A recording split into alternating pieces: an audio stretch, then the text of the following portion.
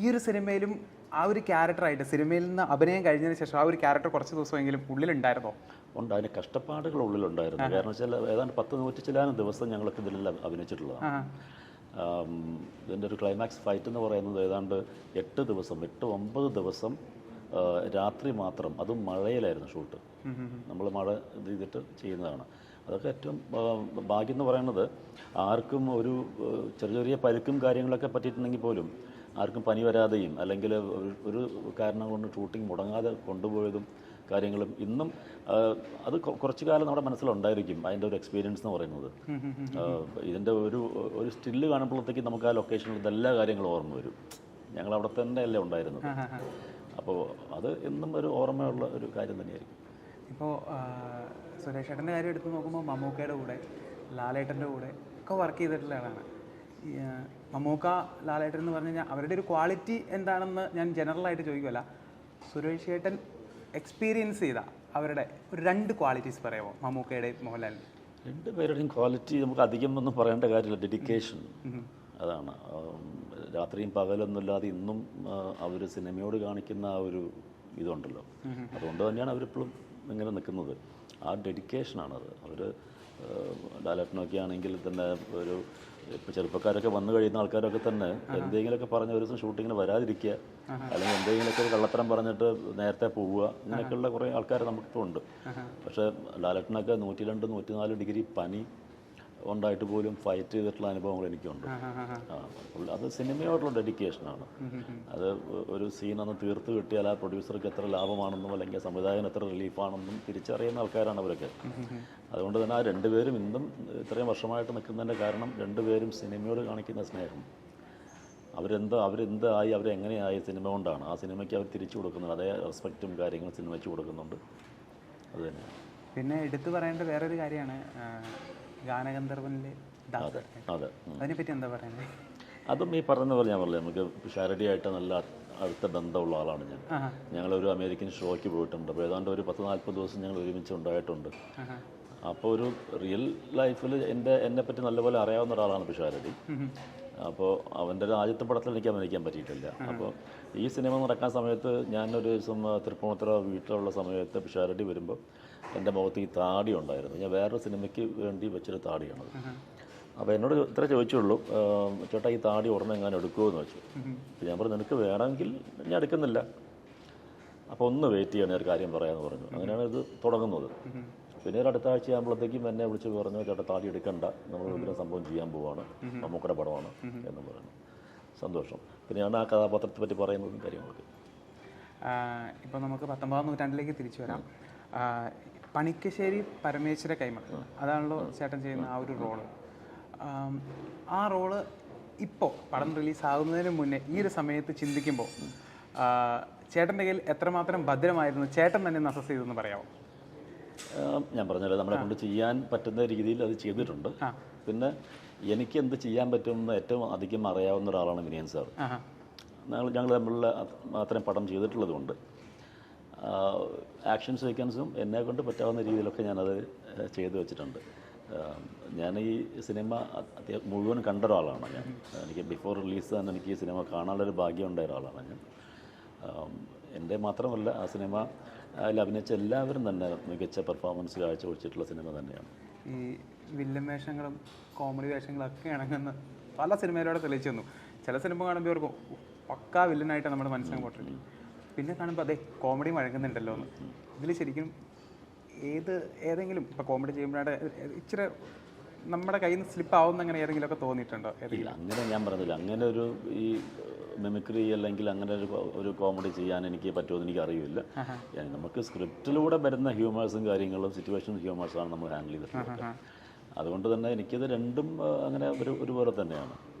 അതിൽ വില്ലനാണെങ്കിലും കോമഡി ആണെങ്കിലും അങ്ങനെയുള്ള ഒരു വ്യത്യാസം നോക്കാറില്ല. നമ്മളെ കൊണ്ട് കഴിയുന്ന പോലെ ചെയ്യുക എന്നുള്ളതാണ്, അതാണ് എൻ്റെ ഒരു രീതി. ഒത്തിരി ആളുകളുടെ കയ്യിൽ നിന്ന് ഇപ്പോൾ ഒരു ക്യാരക്ടറോട് നമ്മുടെ കയ്യിൽ കിട്ടി, ഇതെങ്ങനെ ചെയ്യണം സജഷൻസ് വാങ്ങിക്കാറുണ്ടോ?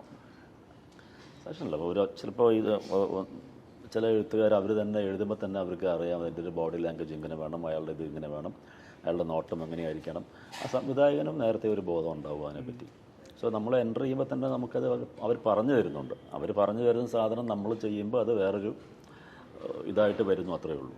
നമ്മൾ എനിക്കൊരു കാര്യം അറിയാനായിട്ട്, അതായത് ഇപ്പോൾ നമ്മുടെ പത്മരാജൻ സാറിൻ്റെ പല പടങ്ങളിലും നമ്മുടെ ജഗതി ശ്രീകുമാർ ചേട്ടൻ പലപ്പോഴും പറഞ്ഞിട്ടുള്ള ആ എഴുതി വെച്ച ഡയലോഗ് അതേ രീതിയിൽ അതിൽ മാറ്റം വരുത്താൻ പാടില്ല. അത് അത്രമാത്രം ഉറക്കൊഴിച്ച് ഞാൻ എഴുതിയ ഡയലോഗാണ്, സോ നീ അത് മാത്രം പറയണം, അങ്ങനെ കട്ട് ആൻഡ് റൈറ്റ് പറയാറുണ്ട്. അത് അതേപടി ചെയ്ത് വളരെ ഗംഭീരമായിട്ടുണ്ട്.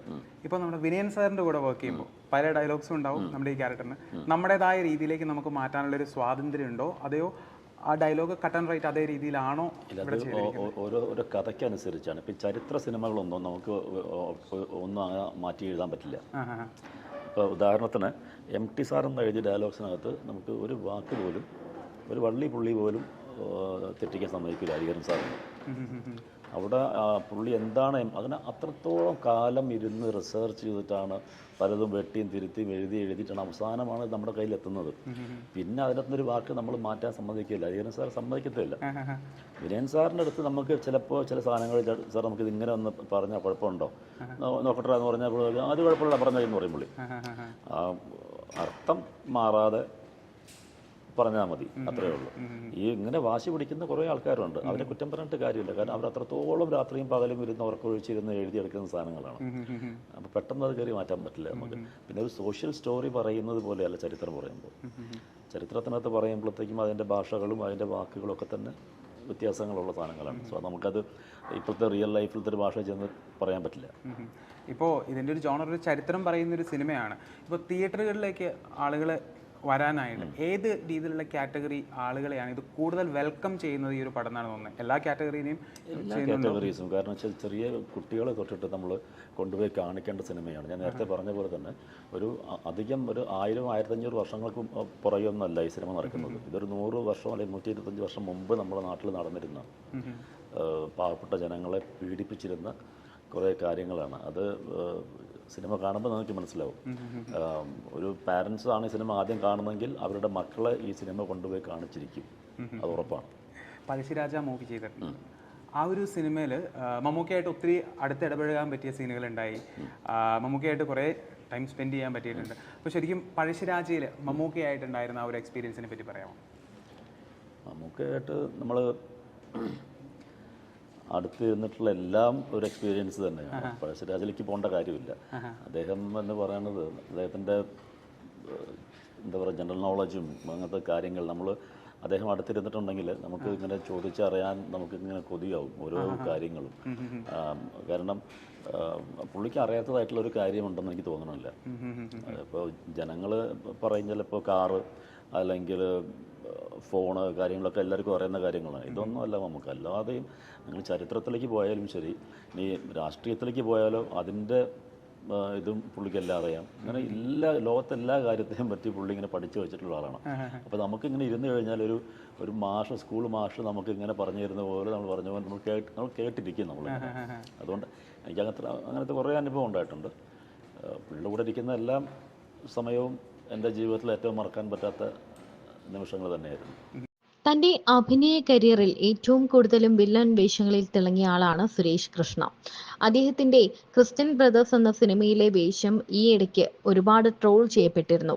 കൺവിൻസിംഗ് സ്റ്റാർ എന്ന് പറഞ്ഞാണ് സുരേഷ് കൃഷ്ണയെ ഏറ്റവും കൂടുതൽ പേരും ട്രോൾ ചെയ്തത്.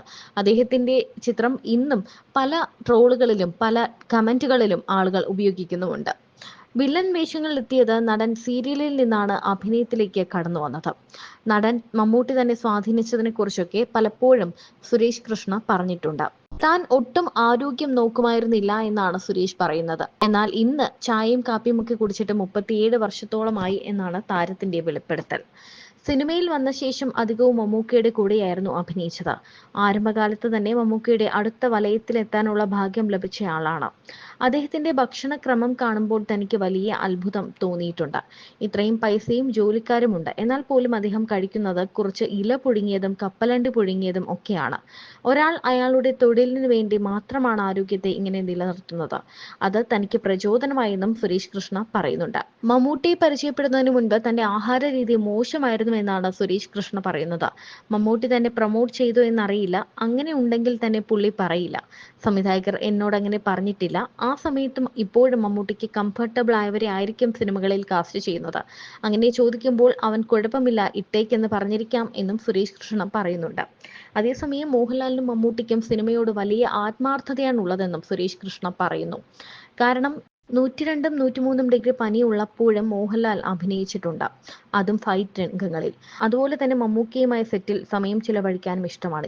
ഇവരാക്കിയത് സിനിമയാണ്. അതുകൊണ്ട് തന്നെ ആ നന്ദി ഇവർ എന്നും സിനിമയോട് കാണിക്കുന്നുണ്ടെന്നും താരം പറയുന്നു.